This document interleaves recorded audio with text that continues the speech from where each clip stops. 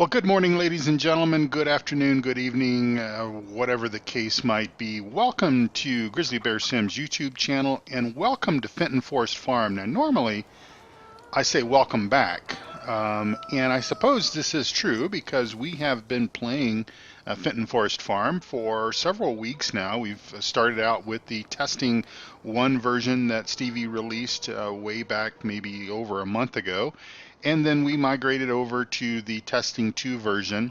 Well, lo and behold, today in the real world is the 24th of February. Stevie released the first public release version, so this is considered, I guess, general availability for everyone, and this is more or less the way that the map is going to look. And I'm gonna give you just a tour of the main farm area here, just a little bit to point out some of the changes. But first, we need to do something because we have some animals that are probably starving. Now, I do want to just say that if my audio levels are just a little bit different, I will fix that before I do a second video. I think it'll be okay.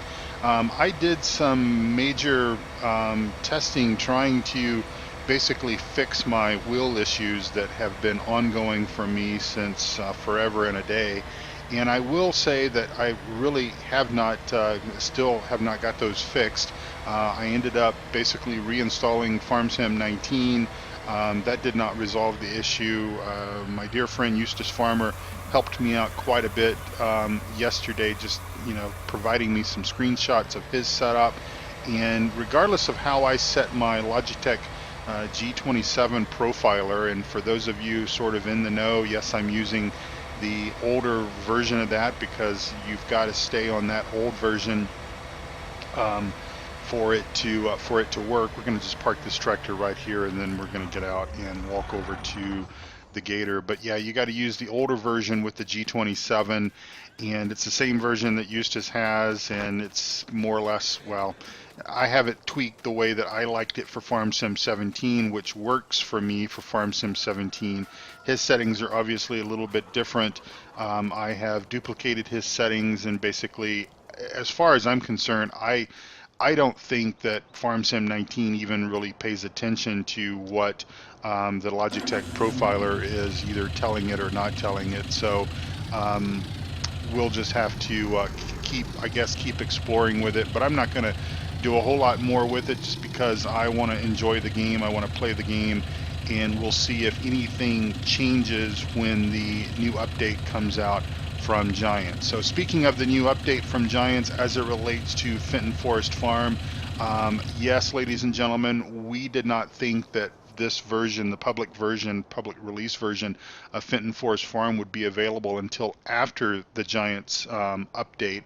Stevie went ahead and released that early. I believe his birthday is coming up pretty soon, so he wanted to have kind of peace for his birthday. I'm not sure why he released this map then, but it is good. It is fantastic. It's as good, if actually it's better than the other 2 versions, I've got to say. So what are we talking about changes here?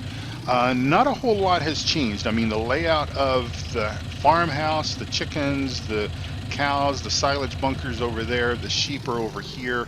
I meant to say, just as a joke to my dear friend Duckzorly Gaming, meant to say something about feeding the horses before they starve there, because I know that he's a big fan of horses on a farm. Now, he's going to be starting up a Let's Play, I would expect, on this map because, like me, he loves Stevie's maps.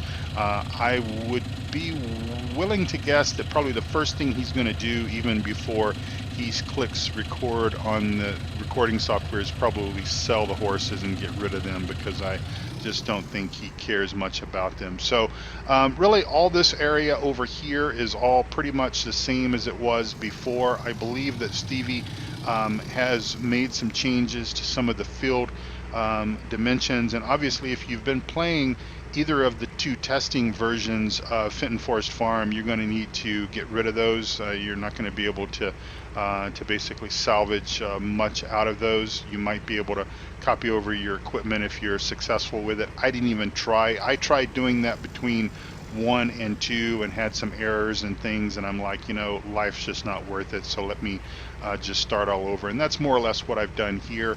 I don't pay attention to the money too much right now. I think there's still a couple more pieces of equipment that I want to get in, and probably some stuff that I want to sell, and we'll do that and then get the money and everything situated. I think the field boundaries did change just a little bit because when I loaded up the map, obviously my courseplay courses were here from the previous version, and those look to be a little bit off where my start and stop points usually are. So I think maybe the fields either moved a little bit or they might have gotten just a little bit larger. I don't know about the size of it, but I think that the location of them did change slightly. But so you're probably going to want to redo your course play routes if you want to. Now, as I had been sort of complaining about, I was having some issues with course play. Those seem to be resolved now, so I don't know what the problem was with my version. Duckzorly tested it on his testing 2 map, which was identical to mine. He couldn't duplicate it, so I'm appreciative to him for at least trying and just validating that it was nothing wrong with the map. So there was something that was sort of buggered up with my course play as far as Fenton Forest Farm is concerned, because it all worked fine on other maps. So we've still got our sheep, we still got our pigs, we've got, I believe that this down here might be either new or moved. I'm not talking about the shed to the left, obviously that is new or moved, but I think that maybe this slurry pit down here might be new, or I don't know, maybe it was there before and I just didn't pay much attention to it, but I was sort of, I did see it in some of his pictures that he released. Now obviously this shed here is new, and that is fantastic because needed a little bit more shed space, taller shed space especially. You could put equipment in here, you could put some hay straw if you wanted to bale hay and straw and things like that. You could put that under here, just whatever, kind of whatever you want to do. This area here is pretty much, I think, all the same looking. And then of course our fields here, I haven't really paid too much attention to these fields down here, but I think that they're pretty much the same. Let's just run down really quick. I want to see if this other field down here is grass as it was before. I honestly can't remember what the crop types were that were planted in the first version versus the second version of the testing maps, and so it may or may not be the same. The starting equipment changed obviously from testing 1 to testing 2, and it changed again between the testing 2 map and the public beta, and yeah, I can see that that's grass, so we don't need to drive down any further. So we'll just do a U-ey and head back to the main farm area, and we're going to get started doing some farm chores this morning. Now I've already taken care of the animals up to the point to where that well, at least with the amount of stuff that we have. I did buy some total mix rations. You've got that ability to do that on this map. If you are just tuning in to this episode and you haven't watched my other 7 or 8 or 9 episodes during the testing phase, what I called sort of the sandbox mode, because I was just doing things as I wanted to, and of course I reserve the right to change out equipment and do things as I please, but here at your silo areas, if you come over to the right, the silo over here will let you purchase different types of material, and I don't know if we'll get the trigger in the gator or not, but we'll see here if we can see. Yeah, we can get seeds, straw, grass, fertilizer, silage, lime, total mix rations, hay, pig food, and then we're back around to seed. So a few things that you can purchase if you want to. If you want to get things going, kind of like I've done, you can purchase some stuff there. And you know, if you wanted to, you could just, if you don't want to make silage, you could purchase your silage and just drive it around and dump it in the in the in the silo there, and call it good.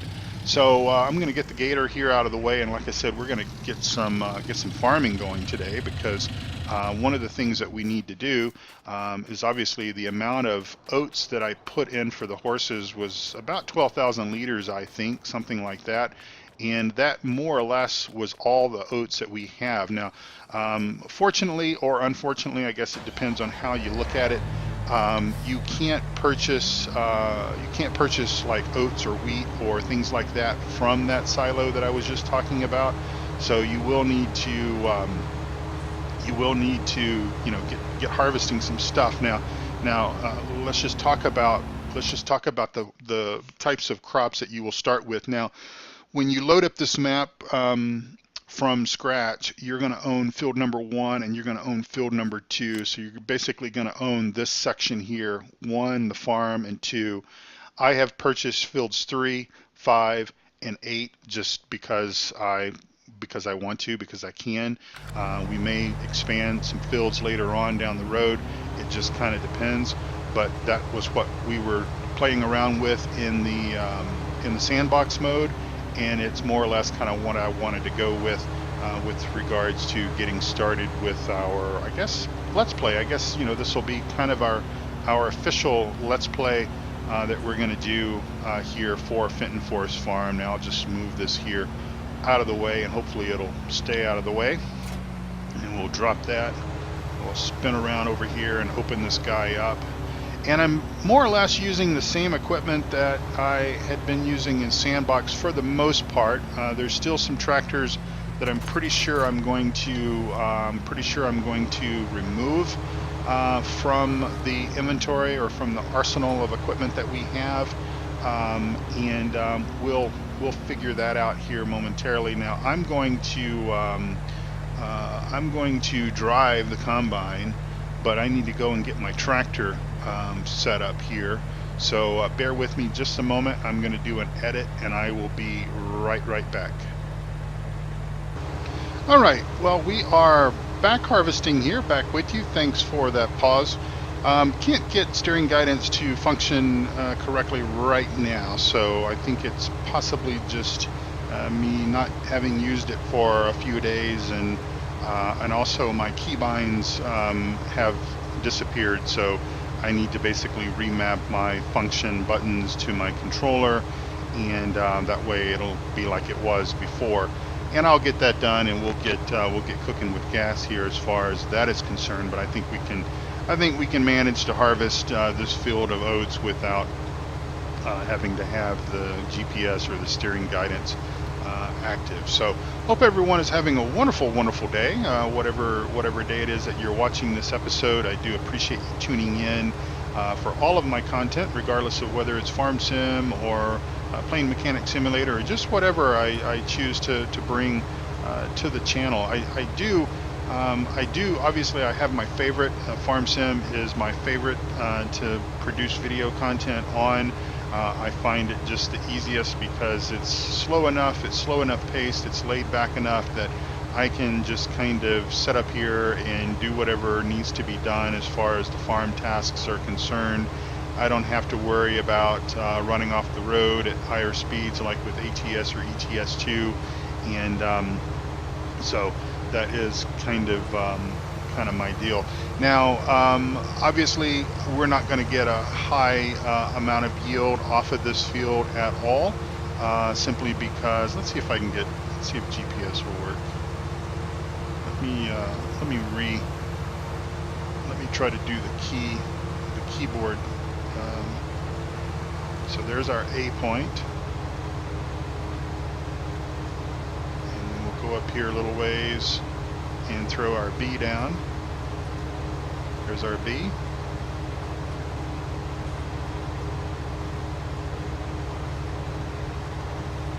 But we're not locked in. There we go.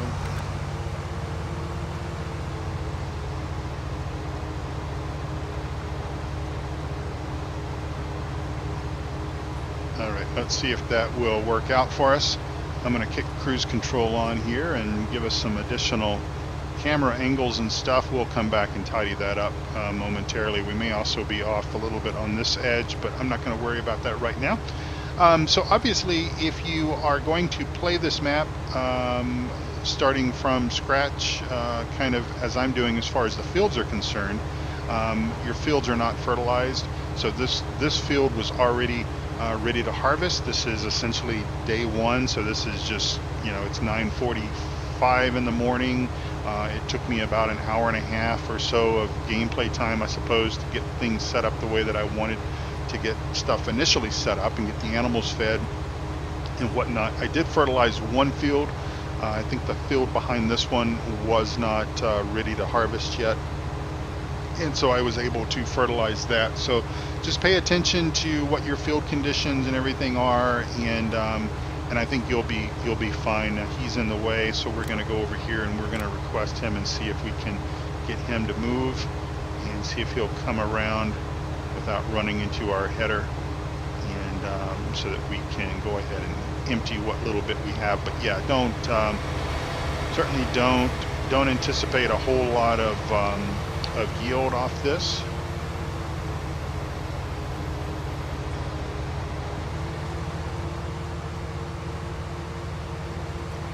I'm glad to see he made that turn without going into the lake anyways. Okay, come on, guy.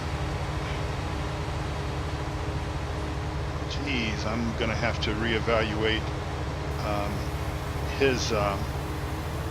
his pay raise for sure. It's course play, folks, and it is what it is, and that's probably part my fault, just because I had stopped and I should have probably continued to go, and he probably would have made that turn without a problem.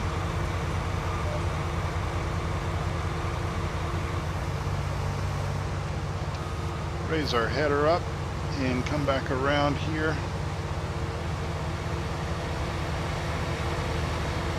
Let's see, let me look at these key mappings right quick here, because I'd like to fix this if at all possible. Set the guidance point, show steering auto width. I don't want that. So let's change. That's interesting. That had saved steering guidance. I want that to be steering guidance. Set the guidance point, and I think that's all for now.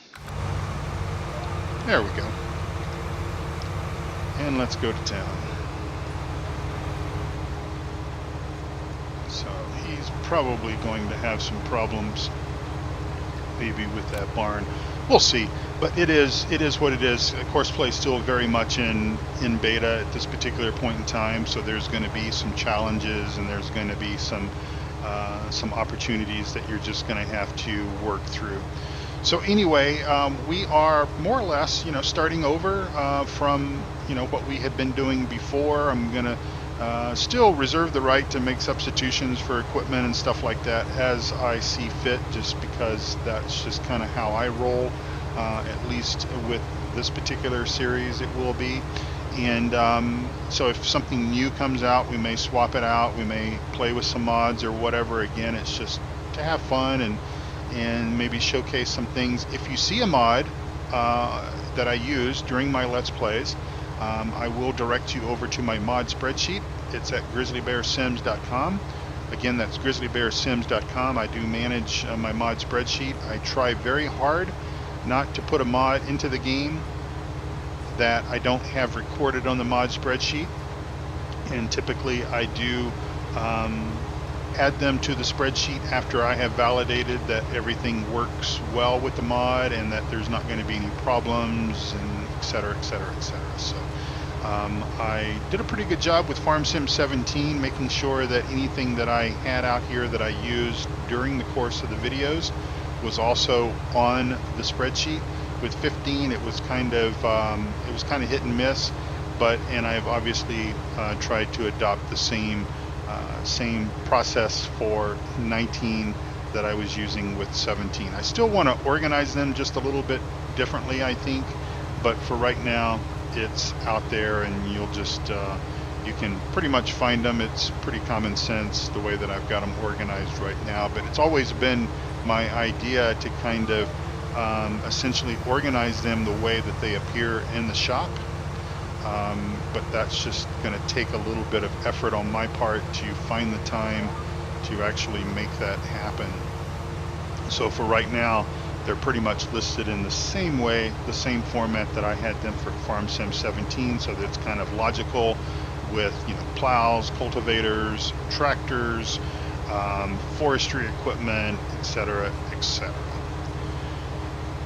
All right, so we are coming up on 26 minutes according to the clock on OBS, but I wasted about 5 minutes of that time, I think, messing around, getting everything set up to start harvesting on this field. So we'll go a little bit longer than 30 minutes on the recording software. Again, I don't know if let's see if he can do his thing and get out of that situation that he's in down there. Looks like he is. That's good. What else can I say? Well, I mean, other than this is a Stevie map, and if you have never played a Stevie map before, what are you waiting for? Seriously, I mean, if you like basically square fields. Now, not all of them are square. As you can see, we've got 6 and 4 and 7, 11 and 10, etc. are not square fields, but at least the fields that we kind of own, that we're starting out with, those are square fields. And I'm going to just slow up here just a second, let him turn, and then we'll speed up so he doesn't run into us again like he did before. But I want him to, well, he's going to sit there and circle for a while. Oh well. But if you like square fields, obviously, and if you like having plenty of room at pretty much both ends of the field, you don't have to worry about running into trees or fences or hedges or anything like that, then basically I think a Stevie map is going to be right for you. Now, if you like those kind of things, if you like the hedges, if you like the rock walls and the tight curves and all that kind of stuff, then obviously this may not be your cup of tea. This map is basically based off the Felsbrunn default map in Farm Sim 19, but obviously it's been made much better. And I absolutely love Stevie's maps. I first became introduced to Stevie and his wonderful map modding abilities with Farm Sim 15. It was fairly late in my Farm Sim 15 career, if you will. And I hit the wrong button and I blew away my tracks. So let's set that up again. There's A.